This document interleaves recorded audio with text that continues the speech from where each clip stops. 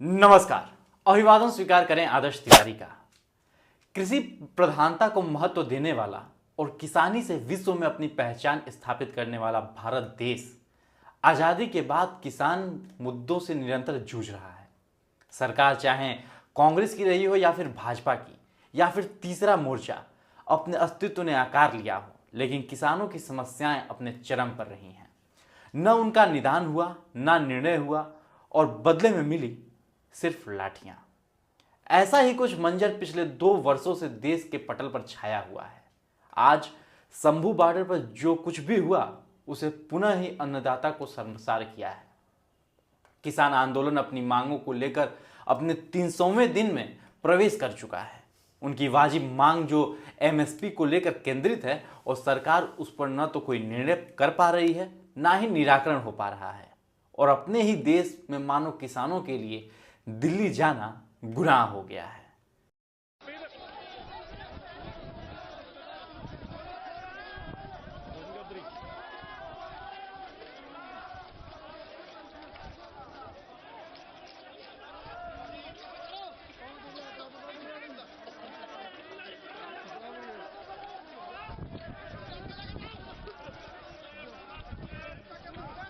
ऐसी खानाबदोश किसान जीवन का क्या लक्ष्य होगा? आज किसान मजदूर मोर्चा और संयुक्त किसान मोर्चा गैर राजनीतिक संगठन एक जत्था जिसमें 101 किसान अपने विभिन्न मांगों को लेकर केंद्र पर दबाव बनाने के लिए दिल्ली की ओर बढ़ना शुरू हुआ, जिसकी अगुवाई किसान नेता सरवन सिंह पढ़ेर कर रहे थे। इन किसानों की दिल्ली की ओर बढ़ने की अनुमति नहीं दी गई और शंभू बॉर्डर पर रोक दिया गया। हालांकि किसान दिल्ली जाने की अपनी मांग को लेकर जिद पर अड़े रहे और पुलिस के साथ झड़प भी हुई। न्यूनतम समर्थन मूल्य यानी एमएसपी किसानों की मांगों का प्रमुख मुद्दा है। दोपहर 12 बजे यह पैदल मार्च शुरू होना था, जिसकी तैयारी किसानों और प्रशासन दोनों की ओर से पुख्ता की गई थी। जहां एक और किसानों की भीड़ एकत्र हो रही है, वहीं सरकार की ओर से पैरामिलिट्री फोर्स तैनात कर दी गई है। यानी देश के किसान और जवान दोनों आमने सामने होंगे। जैसे ही किसान दिल्ली की ओर आगे बढ़ने लगे, पुलिस ने बल प्रयोग करते हुए किसानों को रोका और इतना ही नहीं, बेकाबू भीड़ को इतर बितर करते हुए आंसू गैस के गोले दागे गए, जिसमें 4 किसान घायल भी हो गए। इस मामले में पुलिस का दावा है कि उनके पास किसान यूनियन द्वारा उपलब्ध कराई गई 101 नामों की सूची है, परंतु प्रदर्शनकारी किसान के नाम उस सूची में शामिल नहीं है। इस घटना के बाद शंभू बॉर्डर पर स्थिति काफी तनावपूर्ण हो गई है। इसी बीच खबर यह भी आई कि प्रदर्शन स्थल पर मीडिया कर्मियों को भी जाने की अनुमति नहीं होगी। लेकिन पटियाला के एसएसपी नानक सिंह ने कहा कि मीडिया को नहीं रोका गया है, ना ही ऐसा कोई हमारा इरादा है, लेकिन मीडिया की जानकारी देना जरूरी था कि पिछली बार 3-4 मीडिया कर्मी घायल हो गए थे।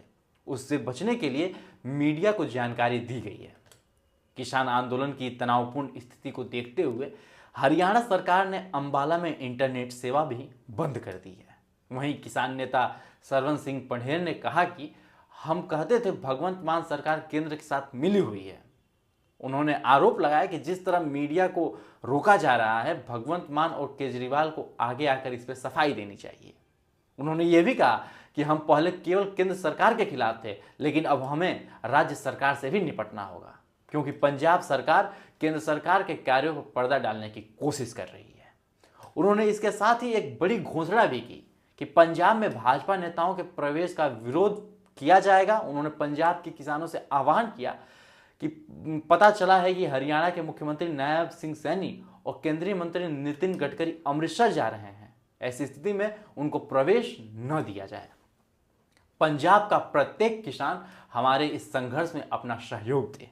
किसानों की ये भावुक अपील, जिस तरह की तस्वीरें और वीडियो आज शंभू बॉर्डर से प्राप्त हुई हैं, वे वाकई किसानों की आत्मा पर प्रहार करती हैं। यह दिसंबर माह जहां प्रत्येक किसान को किसान दिवस मनाने के लिए प्रेरणा देता है, वहीं इस तरह की घटनाएं निंदनीय व अशोभनीय हैं। इसी के साथ संतुलन न्यूज सरकार से मांग करता है कि किसानों की मांगों को वो अपने प्राथमिकता में लेकर जल्द से जल्द उनकी समस्याओं का निराकरण करे। इसी के साथ मुझे दीजिए इजाजत। यदि इस वीडियो को आप यूट्यूब पे देख रहे हैं तो चैनल को भी सब्सक्राइब करें और फेसबुक पे देख रहे हैं तो पेज को तुरंत फॉलो करें। धन्यवाद।